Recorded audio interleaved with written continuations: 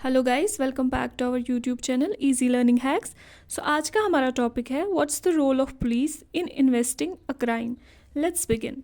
Police का क्या role रहता है किसी भी क्राइम को इन्वेस्टिगेट करने में? Police investigates any complaint about the commission of a crime. मान लीजिए कोई भी क्राइम हुआ है और उसका कंप्लेंट फाइल किया गया है, तो उसको कौन इन्वेस्टिगेट करेगा? उसको इन्वेस्टिगेट करेगा पुलिस। हाउ? लेकिन कैसे? ठीक, recording the statements of witnesses. पहले ये जहाँ क्राइम हुआ है वहाँ जाएगी पुलिस, और जो विटनेसेस रहेंगे जिन्होंने ये देखा होगा क्राइम होते हुए, उनका क्या करेंगे? उनका स्टेटमेंट रिकॉर्ड करेगी पुलिस। और दूसरा, collecting different kinds of evidence. अलग अलग तरह के एविडेंस कलेक्ट करती है पुलिस। मान लीजिए किसी ऑब्जेक्ट से मर्डर किया गया है, तो उस मर्डर वेपन को एविडेंस के तौर पे कलेक्ट किया जाएगा।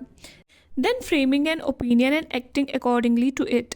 अब जब ये सारी चीज़ें पुलिस के हाथ लगती है तो पुलिस फिर क्या करती है? वो एक्ट करती है। तो पुलिस को लगता है कि ये इंसान जो है, जो सस्पेक्ट है, वो और भी लोगों को नुकसान पहुंचा सकता है, तो पुलिस उसे अरेस्ट भी कर लेती है। ठीक, if the police thinks that the evidence points to the guilt of the accused person then they file a chargesheet in the court. अब अगर पुलिस को ऐसा लगा कि ये जो पर्सन है इसी ने क्राइम किया है, तो पुलिस क्या करेगी? सारे एविडेंसेस और सारे विटनेसेस के स्टेटमेंट्स लेके एक चार्जशीट फाइल करेगी और उसे कोर्ट में पेश करेगी। तो इन्वेस्टिगेशन जो है पुलिस का सबसे बड़ा काम होता है। ठीक, देखें अब यहाँ पे और एक अच्छी चीज़ है जो याद रखने वाली है। जो हमारी कंट्री है, हमारी कंट्री में हम रूल ऑफ लॉ जो है फॉलो करते हैं। ठीक, तो फिर everyone is subjected to the law of land including police.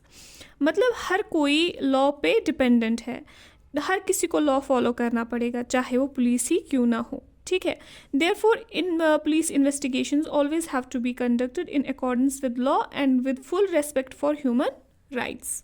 इसलिए पुलिस इन्वेस्टिगेशंस को भी लॉ के अकॉर्डिंग ही कंडक्ट किया जाता है और ह्यूमन राइट्स को भी ध्यान में रखा जाता है।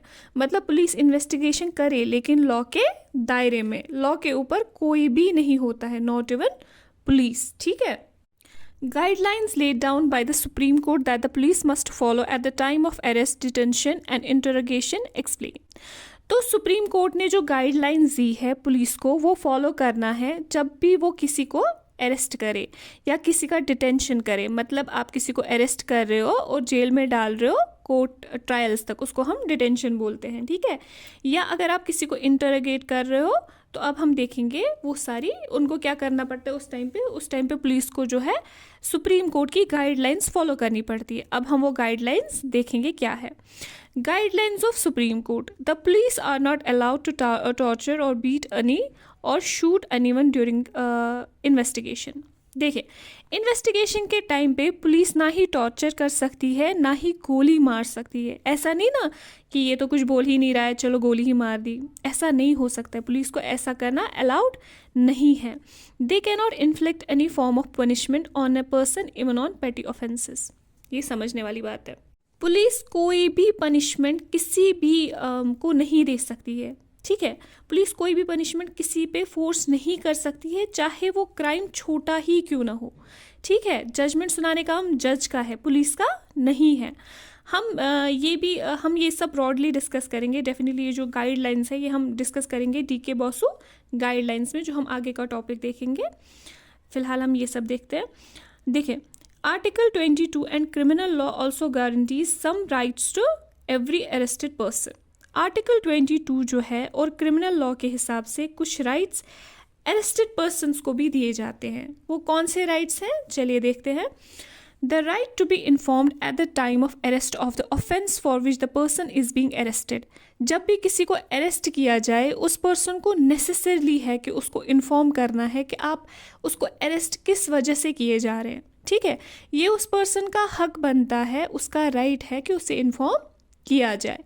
The right to be presented before a magistrate within 24 hours of arrest. जिस पर्सन को अरेस्ट किया गया है उसका हक बनता है कि उसे मजिस्ट्रेट के सामने पेश किया जाए विद इन 24 आवर्स में। ठीक, the right not to be ill treated or torture during arrest or in custody. देखिए, अब जिसको अरेस्ट किया गया है उस पर्सन को इल ट्रीट नहीं कर सकते, उसे टॉर्चर नहीं किया जा सकता, ये उसका राइट है, ठीक है। Confessions made in police custody can not be used as evidence against the accused.